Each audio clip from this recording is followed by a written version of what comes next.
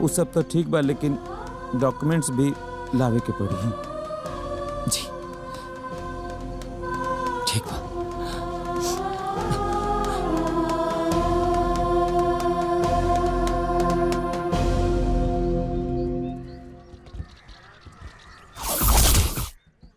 गुब्बारा तनी और मंगा दे रे।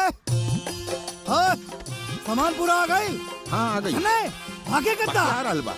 हाँ, बहुत ज्यादा हमार खाना खाए वाले आवत हवे। पूरी व्यवस्था टाइट होके के चाहिए। बाकी सजावट तो गजब भइल है बाबू। मने पहल कहो बियाह में तेरा सजावट ना भइल रहे। मन प्रसन्न हो गई एकदम हमार। क्या बात। संजान हाँ नाना। इधर आओ। हाँ आ गई। बेटा हाँ माई से जाके कह दो हाँ कि गांव के जवन कुल मेहरारू आयल बानी नु।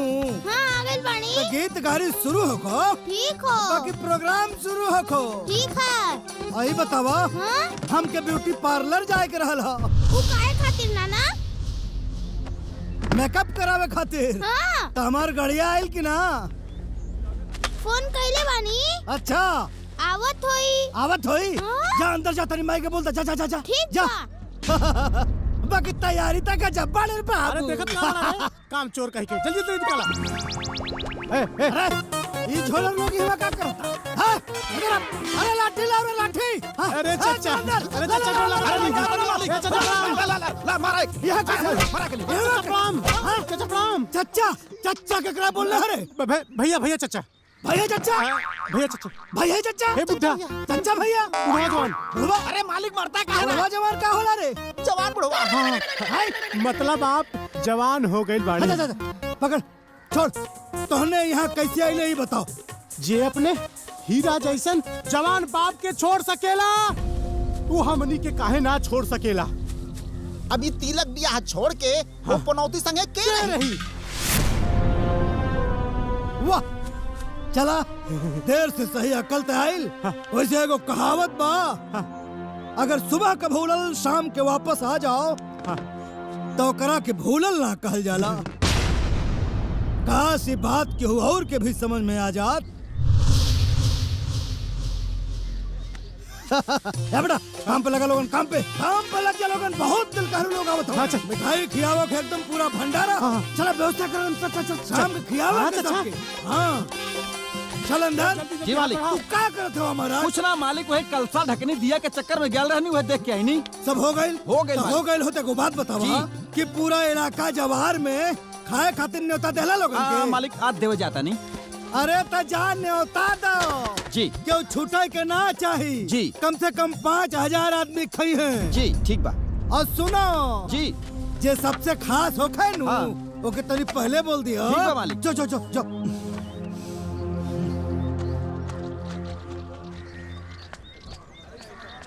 अरे गुड्डू बाबू, आज तिलक में सबहरे खाए के न्योता बा। सवारे मतलब पूरे परिवार के साथ खाए के बा। काहे कि बाबूजी के तिलक बानू।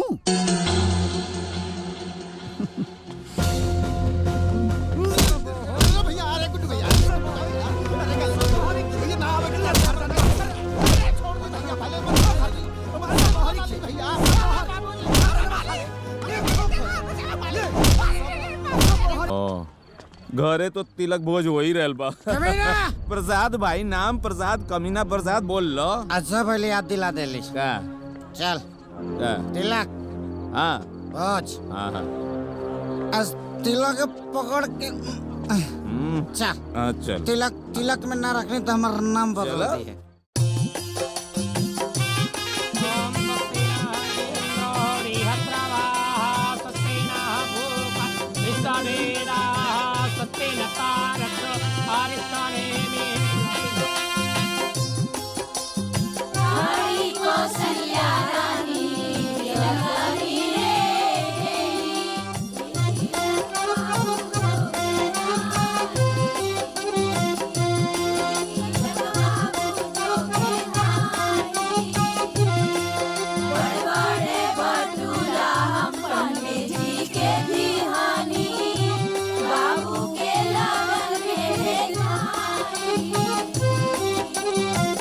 समझ में नहीं क्या ए अकेल समझ में नहीं के आवत भाई।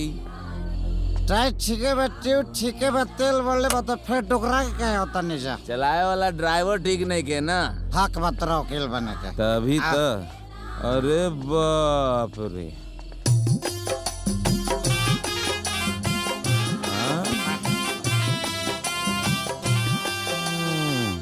दुश्मन न करे बाप ने जो काम किया है हाँ बाप के नाम को बदनाम किया है हाँ तो अंदर वकील हाँ तेरा पता बा पता नहीं के तो अरे हमरा के पता बा तो बताओ का पता बता यही कि हमरा के कुछ नहीं के पता बा बस ये रामचंद्र की जय। हाँ है भाई पूरी उड़ी का बढ़िया से पूरी हाँ खाना शुरू कर ठीक हो ना और सुना जितना यहाँ भाई लोग आए बड़ा ना खाना खा के हरा के नहीं के बिना बोला खाए कुछ यहाँ मत ठीक है क्या होता तो अंदर रहा हाँ हरा के नेता भजले पढ़ाओ अंगे भजला बीजे भजला ना गए नहीं काय हो ऐसा ना करने की जब अपने कोई वैल्यू ही नहीं है तो जाने का क्या मतलब है ना हाँ ये Point. खाना जो सब लोग खा रहल बनू हाँ खुशबू बहुत आ रहल बा जाई हमू कुछ खा ली का हुकम पड़े था ना ना। ठीक बा वकील अंदर रहो हाँ ये सारा झगड़ा के जोड़ के बा के बा ओ के सस्माइली बढ़िया सर दादी दादी हाँ, हाँ। बहुत तकर तो जाकर ना अरे पहले तक एगो केस लड़ रहल बड़ो और दूसरा केस और बुलावे के जरूरत नहीं के बात ऐसा बना ये बढ़िया चाहे ना तो जी पलानी ना रहे लाल किला रहे लेकिन बढ़िया लगा था भाई पलानियो अच्छा लगा था तो के माल मिले तो बढ़िया लगे ये ताजमहल रहे कुतुब मीनार रहे सब बनवा देते लेकिन बुढ़िया के चलते सब भइल बा ड्रामा सब ड्रामा बुढ़िया के वजह से भइल बा हमरा थोड़ा बिकलस काका फेंकलस पते नहीं खियादे नहीं खियावत लगी बिकले बिया कोनो बात ना लेकिन आज तिलक ना आज मन तिलक कर देता नहीं अरे। ए जी बैठ अरे काहे कहाँ आओ तुम देख के कौन कौन वैरायटी अरे बना अब कुछ करे के जरूरत नहीं के गुड्डू बाबू ए गुड्डू बाबू ए गुड्डू बाबू अरे ए रघुराज दुकान संभाल अरे तू रह न तो फाड़ दी काला काला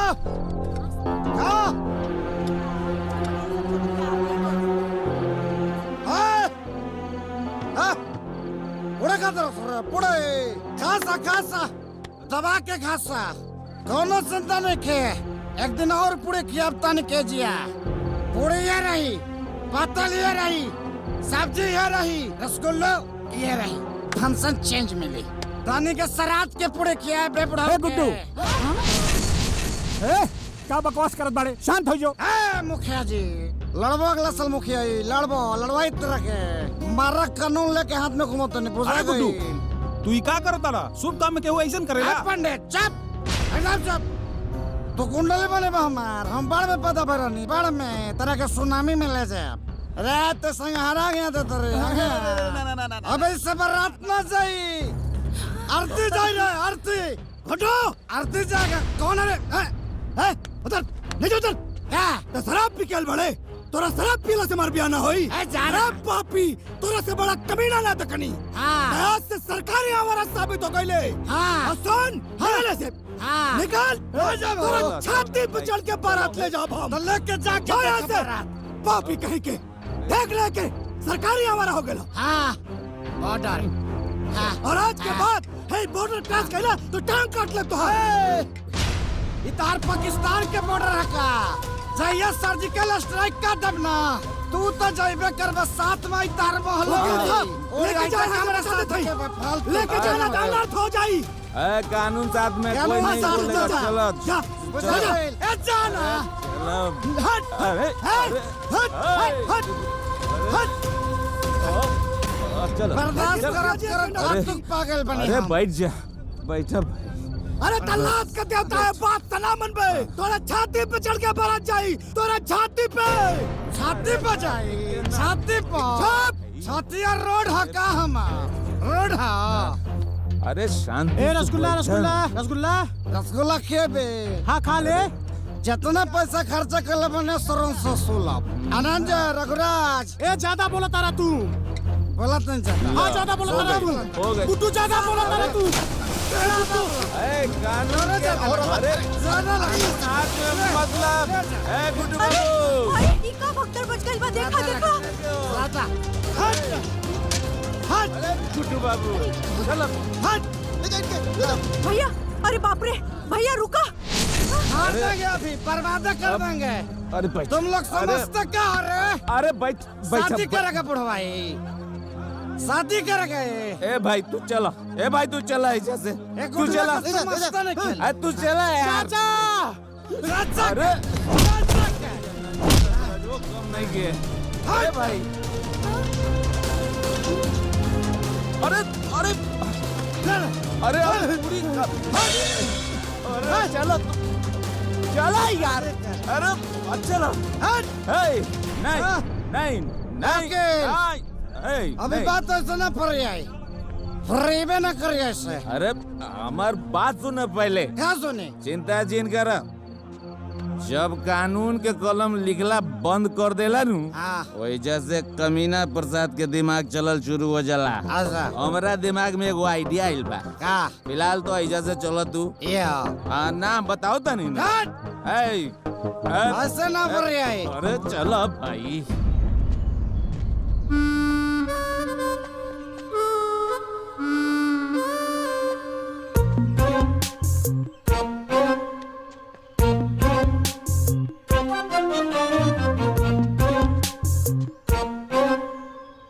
आओ आओ ईटा संभालो ईटा।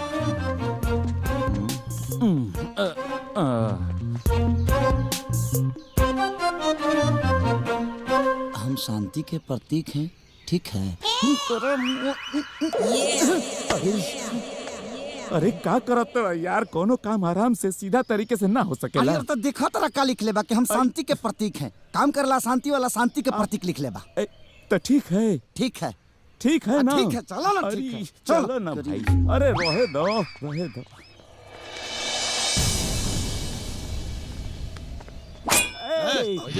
एक मिनट, खतरा मल जी से फोन पे बात भइल रहे, बोला कि कमीना प्रसाद जी आइल बाड़े। जा जा।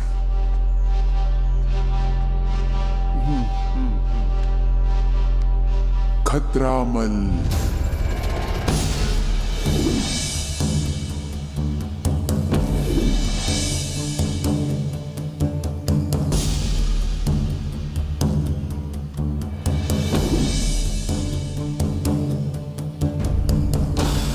चलो।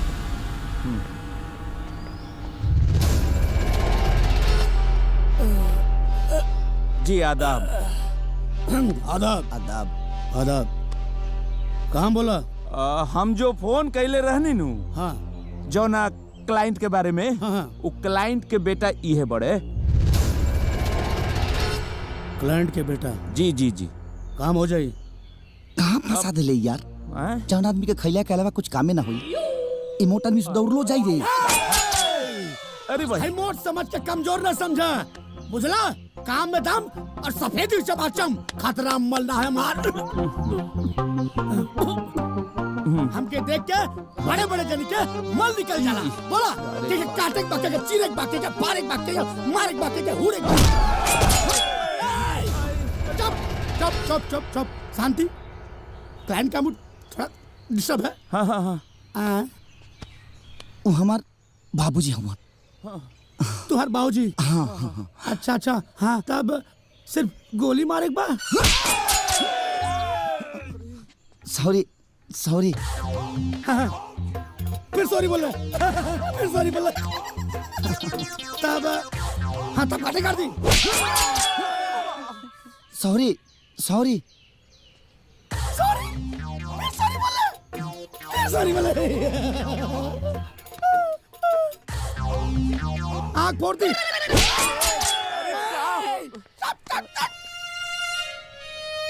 समझा समझा समझा, कैसे समझाई? हम गुंडा हम क्या बोले था? रैंड के मूड समझा। फिर सॉरी। कितना सॉरी बोले? न काटे के बा न गोली मारे के बा। उनका के अपहरण करे के बा, उहो इज्जत से। इज्जत से अपहरण? हाँ मतलब गोड़ छुप के उठा के ले चल आवे बा? ना पैर छुके ना, माने इज्जत से जैसा अपहरण हो सके अपन देख ली। इज्जत से? हाँ ना हो तो बोला हम कहीं और चल जाते हैं। हो जाई ना, हो जाई। पैसा मालतल? पैसा वकील साहब बताई ना। अरे उ जौना आदमी के किडनैप करे के बानू, हाँ। सारा माल तो उनकरे लगे बा। जैसे किडनैप हो जाइहन वैसे सारा माल मिल जाई। हम जितना जितना चाहे फीस में उ रख ली। मतलब पूरा माल हमके मिल जाई? हाँ सब हाँ। ठीक बा, चलता नहीं। लेकिन इतना छोट काम खातिर इतना बड़ा गुंडा खतरा बल के हो जाए पक्का ना? इज्जत से चलता नहीं। माने काम हो जाए के चाहिए। हाँ इज्जत से। हाँ बाबूजी आदाब बैठ। खतरामल। अरे मार जाली रे।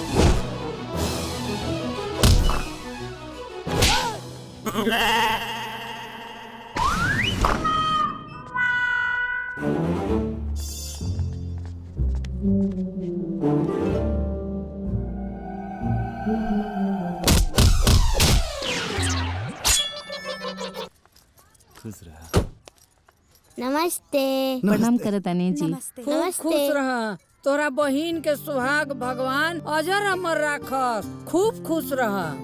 अब और कितना एहसान करम लो हमरा ऊपर।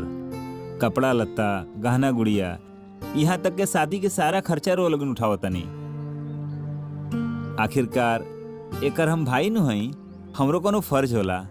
अरे बेटा एगो बात बताओ, अब भगवान इतना धन देले बड़े तो खर्च तो होखबे करी। ए मास्टर काका, हाँ हाईली नोटिस कोर्ट से आइल बा। नोटिस?